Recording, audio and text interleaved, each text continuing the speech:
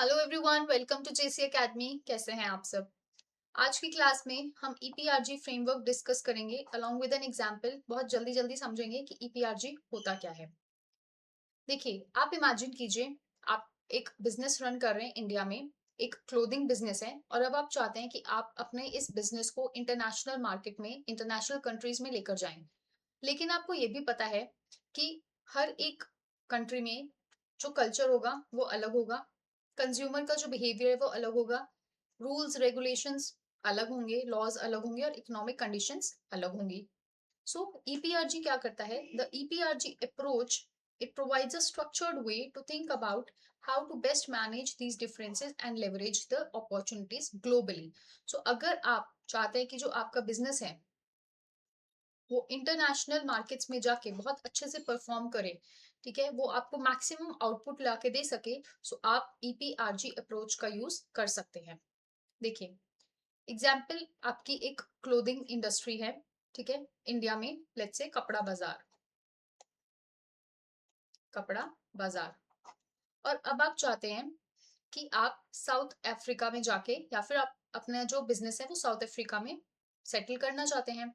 सो ethnocentric approach क्या बोलेगी कि आप जो प्रोडक्ट लाइंस और जो मार्केटिंग स्ट्रेटेजीज इंडिया में यूज कर रहे थे, वही अगर आप साउथ अफ्रीकन कंज्यूमर्स में जाके, मतलब वही स्ट्रेटेजीज आप साउथ अफ्रीका में जाके यूज करेंगे, तो क्या आप मतलब उतना अच्छा प्रॉफिट कर सकते हैं?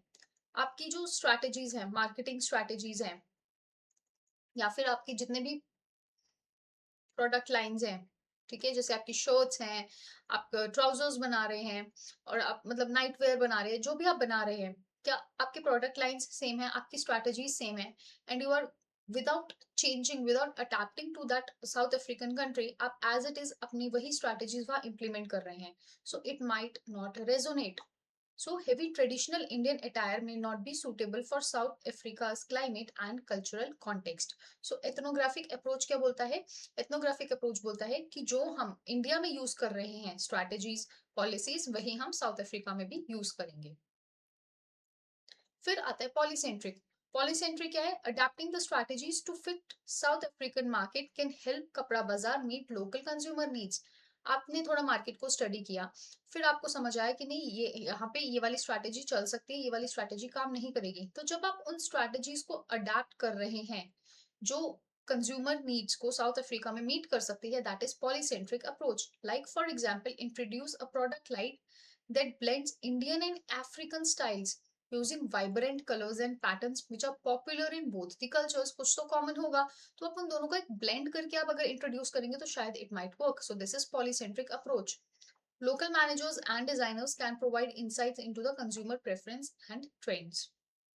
फिर आता है हमारा रिजियोसेंट्रिक. सो इफ कपड़ा बाजार plans to expand to other African countries in future, a regiocentric approach can be effective, क्योंकि आप उस रीजन से, अब आपको पता चल गया कि उस रीजन में क्या चीजें काम करती है, सो अब आप और ज्यादा अफ्रीकन कंट्रीज में अपना बिजनेस एक्सपैंड करना चाहते हैं. सो develop a regional strategy that addresses the common trends and preferences across all southern Africa while allowing for local adaptations. ठीक है, बेसिक तो सेम रहेगा, हाँ लोकली चीजें थोड़ी बहुत चेंज होंगी, आप उनको मॉडिफाई कर सकते हैं. So create a regional headquarters in South Africa to oversee the operations and tailor the strategies for neighbouring countries. This is regiocentric. फिर आता है हमारा जियोसेंट्रिक. जियोसेंट्रिक क्या है? That you are integrating the global best practices while allowing for local adaptations.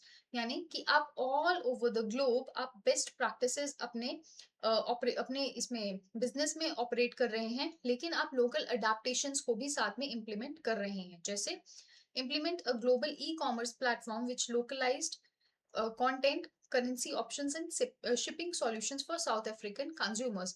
यानी एक, मतलब आपके पास ग्लोबल एक ई कॉमर्स प्लेटफॉर्म है, ठीक है, लोकल कंटेंट भी है, आपके पास अलग अलग करेंसी ऑप्शंस भी हैं, यानी आपके पास लेट्स से आईएनआर भी है, यूरोस भी है, पाउंड्स भी है. सो आपने करेंसी ऑप्शन का हर एक दिया कि जिसको जिस भी करेंसी में वो चीज परचेज करनी है तो उनको ज्यादा तकलीफ ना हो. और शिपिंग सॉल्यूशंस भी है for south African consumers. hire the best talent from around the world including local experts who understand the South African market. So आप local experts के साथ साथ all across the world आप best talent hire करते हैं अपनी organization के लिए. So this is geocentric approach. So EPRG approach क्या है? It is used to analyze and classify the strategies and behaviors of the multinational companies in their international operations. So EPRG is ethnocentric, polycentric, regiocentric, and geocentric, which represents the four distinct orientation that companies can adopt in their business strategies. ठीक है, अभी देखिए ethnocentric decisions are made at the headquarters.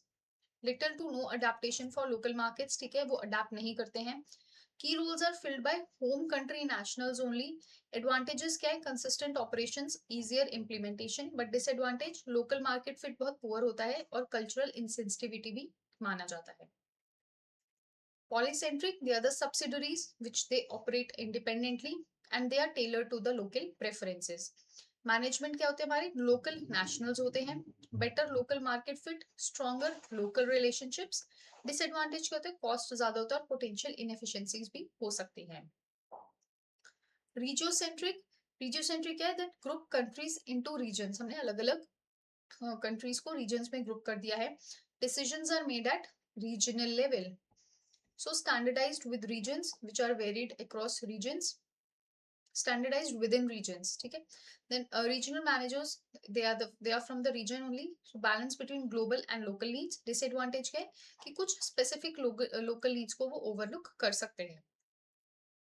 Geocentric, it treats the world as a single market.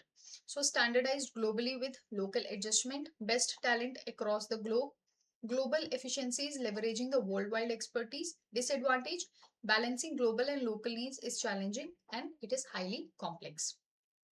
तो ये था हमारा EPRG framework. ठीक है, कुछ उसके एडवांटेजेस, डिसएडवांटेजेस और उनमें क्या बेसिक होता है और क्या पॉइंट ऑफ डिफरेंस होता है.